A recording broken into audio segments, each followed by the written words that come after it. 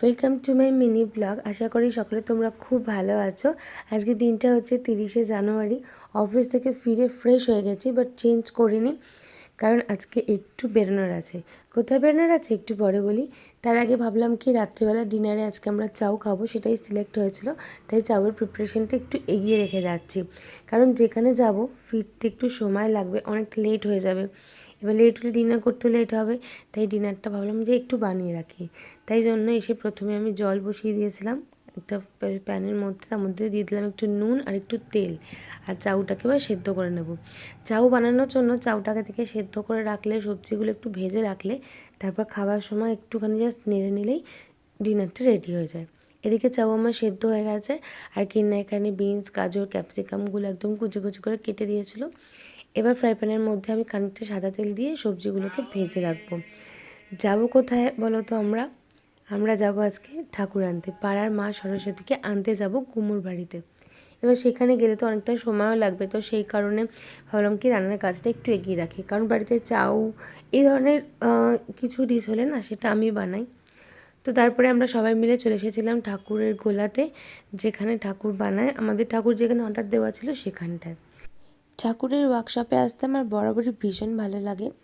এই বছর যেদিন ঠাকুর বানাতে দিতে আসা হয়েছিল সেদিনকে আমি আসতে পারিনি, কারণ আমার একটু কাজ ছিল। তাই ভেবেছিলাম যেদিন ঠাকুর আনতে যাওয়া হয় আমি একদম যাবই।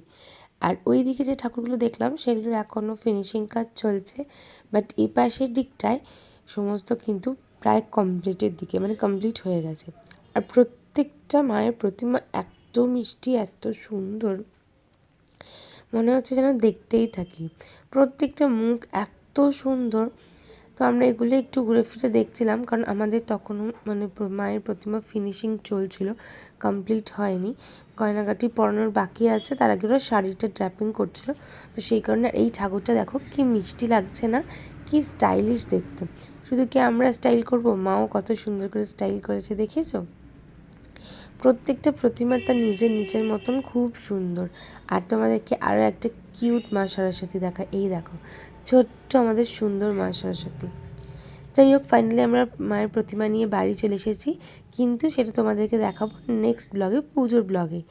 বাড়ি এসে আমার লাস্ট মিনিট চাউয়ের প্রিপারেশনও স্টার্ট করে দিয়েছি, এসে চেঞ্জ করে নিয়েছি।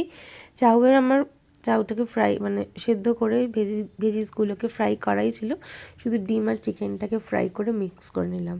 ব্যাস, আমাদের চাউ রেডি। আর ফাইনালি আমরা ডিনার করতেও বসে গেছি। এই মিনি ব্লগটা তোমাদের কেমন লাগলো অবশ্যই কমেন্ট করে জানিও। যদি ভালো লাগে ছোট্ট একটা লাইক করে শেয়ার করে পাশে থেকো। আজকের মতন টাটা।